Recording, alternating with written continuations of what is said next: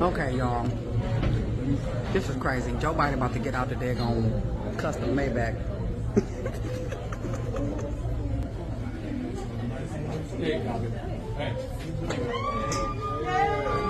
Your president. Hello, Mr. President.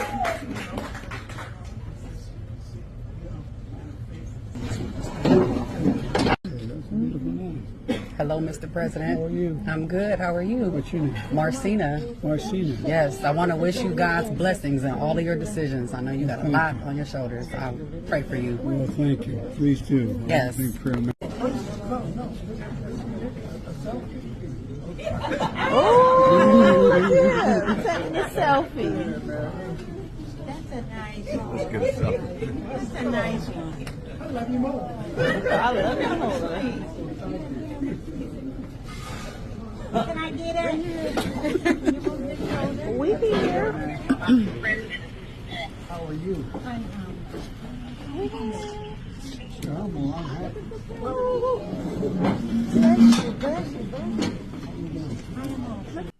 All right, guys, so what you just saw there was sleepy Joe Biden going into an LA black breakfast restaurant in order to get a photo shoot and to continue to try to pander to black people for their vote. Now, again, obviously, CNN is not going to have any problems with this obvious pandering, even though they have problems with Trump trying to appeal to black voters because Trump is racist, according to CNN's Abby Phillip, who had a full-blown meltdown over the fact that Trump was speaking at a black conservative conference and was calling Joe Biden a racist. And the reason why Joe Biden was called a racist is because, hey, Joe Biden used to hang out with Klansmen. He was a segregationist. He is the person to blame for the crime bill, which a lot of woke revolutionaries say was racist. I'm just saying, these are all things that Joe Biden was responsible for, all these harms to the black community that, you know, people always boo-hoo, whine, and cry about, but yet you don't have the mainstream liberal media having an issue with Joe Biden trying to pander to black people while calling everybody else that he disagrees with racist, right? They don't have an issue with that, okay? It's pretty funny how that works. But the reason why Joe Biden is doing a lot of this pandering, okay, he seems to like eating food with black people a lot, right? That seems to be the gist of a lot of the pandering that, you know, the Democrats are doing. You know, we just saw Joe Biden eating fried chicken with black folks.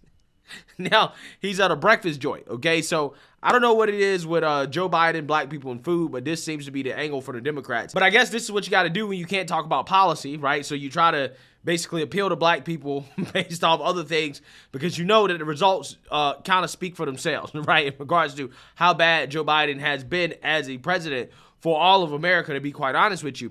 But the reason why they're doing this is because the writing's on the wall, okay? Joe Biden's black support is basically at a historic low. Now, does that mean that black people won't come out here and vote for Joe Biden at a 90% clip like they do every single election year? Probably not, okay? If I had to guess, I would say that black people may, best case scenario, for Republicans, for conservatives, they may vote for Joe Biden at an 80% clip. But that's all we need, right? That's all we need. We just need it not to be 90%. If it's 80%, that is a landslide victory for Republicans, right? So I'm not going to complain, okay, if Biden only gets 80% of the black vote. That would actually be disastrous for Democrats.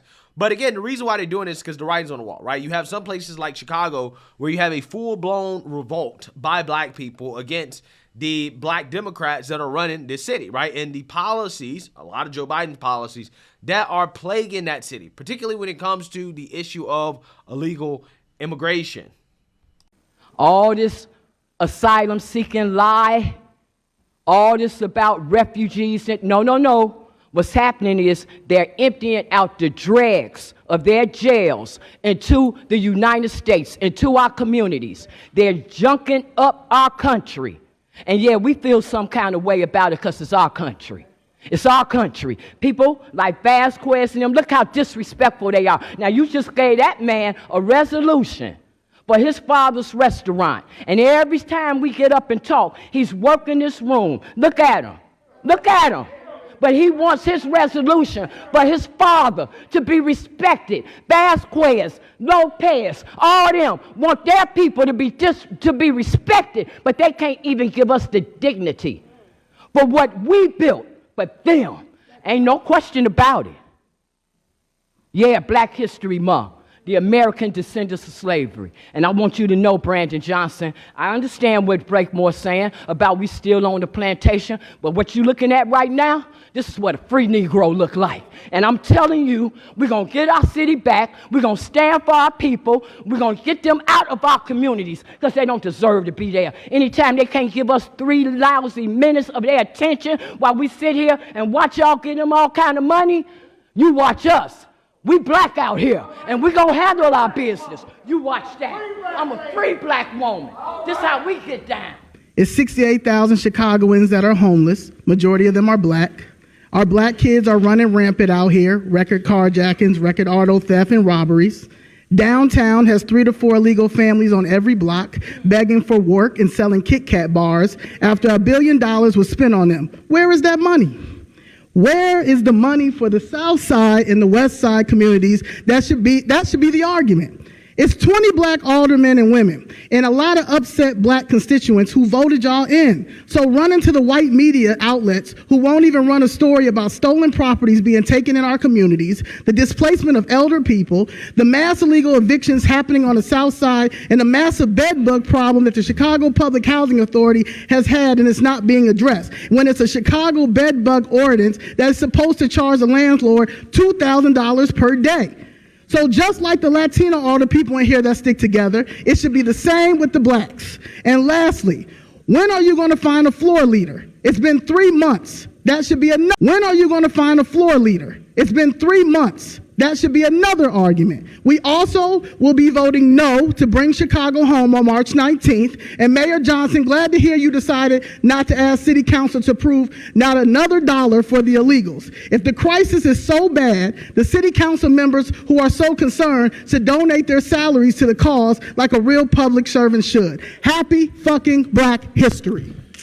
Yeah, see, seeing that, you heard that. Okay, they're pissed, right? They haven't stopped being pissed at Brandon Johnson since he got elected, okay? But again, this is what you get when you vote for people based off identity politics, right? Skin color, race, all that type of stuff that doesn't have anything to do with qualifications. This is what you get, which is hilarious because this guy, Brandon Johnson, I'm pretty sure this guy feels bamboozled, hoodwinked, led astray, run amok, because he's not like he ran on a platform that he wasn't honest about, right? He told you straight up, yeah, I believe in sharing resources with illegals and being soft on crime and all the stuff these people are complaining about, right? He told you that's what he supports. And then you want to boohoo, whine, and cry when you're getting exactly what he campaigned on and you voted for. But again, the story of Brandon Johnson in Chicago really does show you what I'm trying to tell you guys about how these people vote. They don't vote based on policy, right? Unless they actually get the policy that they voted for and they realize, oh, this is bad, right? But for the most part, they vote based off of skin color, okay? Doesn't matter what he says, doesn't matter what he's pushing. As long as he says, hey, I'm black and I'm pro-black, right? Doesn't matter what the policy is. People line up and they vote for it, okay? Again, this is kind of their own fault. But with that being said, there are some people who are now saying that, hey, I'm going to maybe vote Republican, right? I'm going to vote Republican because of what's happened in Chicago. Like, I'm waking up and I'm realizing that, you know, it's a disaster, right? So without further ado, let's get into it. Where those dollars will actually go. So I just have one question. Chicago had a choice after Lori Lightfoot, who was breaking COVID protocols to go get her hair done and all sorts of things. They didn't have to go farther left with Brandon Johnson. Why did you vote for him? That's a good question. I voted for Brandon Johnson because I knew him. I voted for Brandon Johnson because I thought that he would be good for Chicago. I voted for Brandon Johnson because really I didn't do my homework. There you go. Bam, bam, bam, bam, bam. Exactly what I've been telling you guys. Exactly what I've been telling you. Because if you did your homework, then you would have known. He already told you. He told you this is who I am, right? This is why he's not doing anything different than what he already told you he was going to do, what he campaigned on. Again, I kind of feel bad for the guy, right? Because he shouldn't have got elected in the first place. It's not like he lied. It's not like he tricked people and became a different person. No, he's just doing exactly what he told you he was going to do. And then y'all mad because you didn't do your homework. You literally voted for the guy because of his skin color. That's what you did, right? It's actually refreshing to see a woman actually admit, yeah, I didn't do my homework, right? I saw him. He was my friend. He's black, okay? This is why I voted for him. I didn't really look into his policies. Again, for as sad as it is, I'm happy to see somebody finally admitting to something I've been screaming and talking about for a long time. Is that these people literally don't care about policy. All they care about is skin color and identity. That's all they care about. Because had I done my homework and paid attention to the alliances and who he was with and who groomed him, I would have known better and I would have voted differently.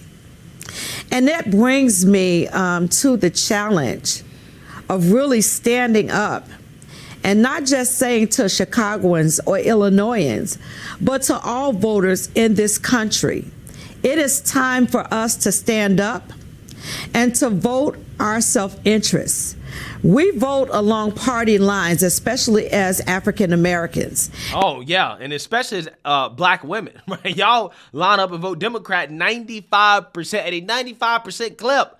No other demographic votes like that, right? You don't think that's a problem, right? You don't think you're brainwashed when you do that, right? I think by definition that means you're brainwashed, okay?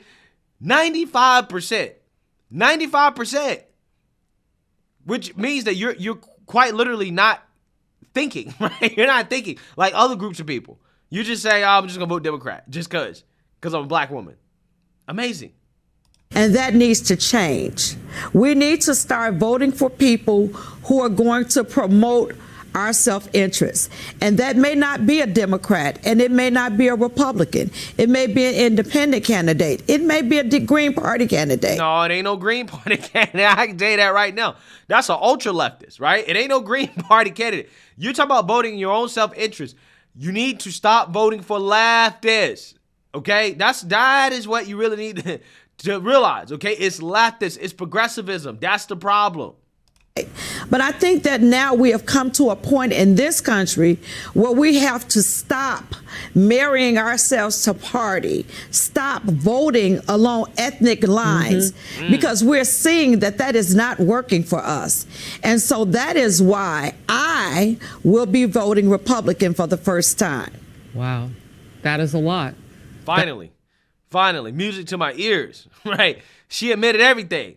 Hey, we voted based off skin color and race. I didn't do my homework, and now I'm gonna vote Republican, right? Again, that's the conclusion. I need a majority of black people in this country to come to, right? Come to this conclusion right here. Okay, this lady's smart.